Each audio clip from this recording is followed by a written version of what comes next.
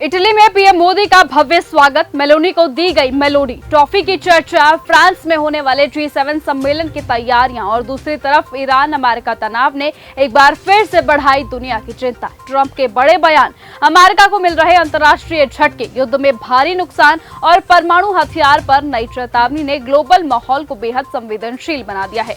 तो वहीं अफ्रीका में एबोला वायरस का खतरा भी अब तेजी से बढ़ने लगा है, जिससे WHO अलर्ट मोड पर आ गया है।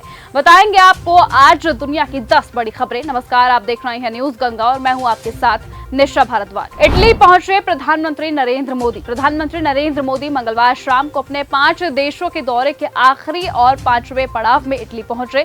इटली की पीएम जॉर्जिया मेलोनी के खास निमंत्रण पर हो रहा यह दौरा प्रधानमंत्री मोदी का इटली का पहला आधिकारिक द्विपक्षीय दौरा है। आपको बताएं कि मेलोनी ने पीएम मोदी का स्वागत करते हुए सोशल मीडिया हैंडल एक्स पर उनके साथ एक तस्वीर शेयर की, जिसके कैप्शन में मेलोनी ने लिखा, रोम में आपका स्वागत है मेरे दोस्त। पीएम मोदी ने मेलोनी को गिफ्ट की मेलोडी टॉफी। प्रधानमंत्री नरेंद्र मोदी 5 देशों के दौरे के अंतिम चरण में इटली गए और इसी दौरान उन्होंने इटली की पीएम जॉर्जिया मेलोनी को मेलोडी नाम की एक टॉफी गिफ्ट। इस गिफ्ट पर वीडियो पोस्ट करते हुए मेलोनी ने कहा, गिफ्ट के लिए धन्यवाद। उन्होंने आगे कहा, प्रधानमंत्री मोदी गिफ्ट में एक बहुत अच्छी टॉफी लाए हैं। G7 शिखर सम्मेलन में शामिल होंगे राष्ट्रपति ट्रंप। अमेरिका के राष्ट्रपति डोनाल्ड ट्रंप अगले महीने फ्रांस में G7 शिखर सम्मेलन में शामिल होंगे।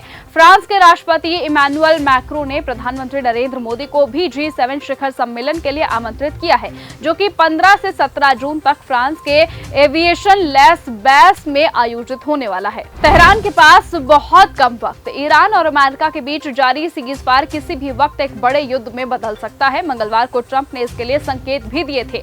ट्रंप का कहना है कि अमेरिका सेना को शायद ईरान पर फिर से हमला करना पड़ सकता है। ट्रंप ने यह भी कहा कि तेहरान एक समझौते करने के लिए मिन्नतें कर रहा है। साथ ही बताया कि कल वो युद्ध फिर से शुरू करने के लिए पूरी तैयारी कर रहा था। युद्ध को बहुत जल्द समाप्त करने जा रहे ट्रंप। अमेरिकी राष्ट्रपति डोनाल्ड ट्रंप ने ईरान के साथ चल रही जंग को लेकर कहा कि हम उस युद्ध को बहुत जल्द समाप्त करने जा रहे हैं। वो समझौता करने के लिए इतने बेताब हैं।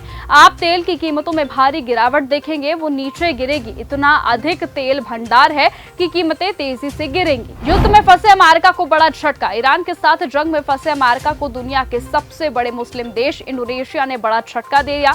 आपको बताएं कि 1 महीने पहले अमेरिका के साथ जकार्ता ने जो डील की थी, अब उसी से इंडोनेशिया के रक्षा मंत्री मुकर गए हैं। इंडोनेशिया के रक्षा मंत्री ने एक बयान में कहा कि हमने जिस आशय पत्र पर हस्ताक्षर किया था उसे मानने के लिए हम प्रतिबद्ध नहीं है। रक्षा का जो समझौता हुआ है वो जरूरी नहीं है कि लागू भी हो। दरअसल अमेरिका ने साउथ चाइना सी में अपनी पकड़ मजबूत करने के लिए इंडोनेशिया ने अप्रैल 2026 में एक समझौता किया था। एक हमले ने अमेरिका इजराइल के ईरान प्लान को किया ध्वस्त। ये घटना बताती है कि राष्ट्रपति ट्रंप और इजराइल के प्रधानमंत्री बेंजामिन नेतन्याहू गलत आंकलन करते हुए युद्ध में उतर गए हैं और वो बहुत ही जल्द अपने मकसद में कामयाब हो जाएंगे। बल्कि उन्होंने ईरान में नेतृत्व परिवर्तन की एक ऐसी जोखिम भरी योजना पर भी दांव लगाया है, जिसके लिए अब लगातार सवाल खड़े हो गए हैं और ये कहा जा रहा है कि अब पूरी तरह से युद्ध में अमेरिका फंस चुका है। युद्ध में अमेरिका को हुआ भारी नुकसान। अमेरिका के ऑपरेशन एपिक फ्यूरी के दौरान ईरान में कम से कम 42 अमेरिकी सैन्य विमान और ड्रोन क्षतिग्रस्त या फिर नष्ट हो गए हैं।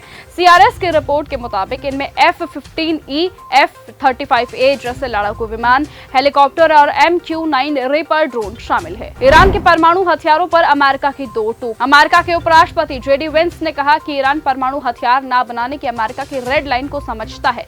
अमेरिका ईमानदारी से समझौता करना चाहता है, लेकिन ट्रंप मौजूदा राष्ट्रपति हैं और वो जरूरत पड़ने पर सैन्य कार्रवाई के लिए तैयार है। हाल ही में अमेरिका ने ईरान पर हमला 6 मिनट पहले रोका था। कांगो युगांडा में एबोला का संकट। कांगो और युगांडा में एबोला वायरस का प्रकोप गंभीर रूप लेता जा रहा है। WHO ने युगांडा में स्वास्थ्य आपातकाल घोषित कर दिया है और अभी तक 130 से ज्यादा लोगों की जान जा चुकी है और 500 से ज्यादा लोग संदिग्ध मामले सामने आए हैं। वायरस अभी घनी आबादी वाले शहरी क्षेत्रों में भी फैल चुका है, जिससे हालात और ज्यादा चिंताजनक हो गए हैं। तो फिलहाल आज की इस बुलेटिन में सिर्फ इतना ही। देश और दुनिया की तमाम बाकी खबरों के साथ ऐसे ही जुड़े रहने के लिए आप बने रहिए और देखते रहिए न्यूज गंगा। नमस्कार। अगर आपको यह हमारा वीडियो पसंद आया हो तो इसे लाइक और शेयर करना बिल्कुल न भूलें। साथ ही हमारे चैनल न्यूज गंगा को सब्सक्राइब और फॉलो जरूर करें, ताकि देश और दुनिया की हर बड़ी खबर आप तक सबसे पहले पहुंचे।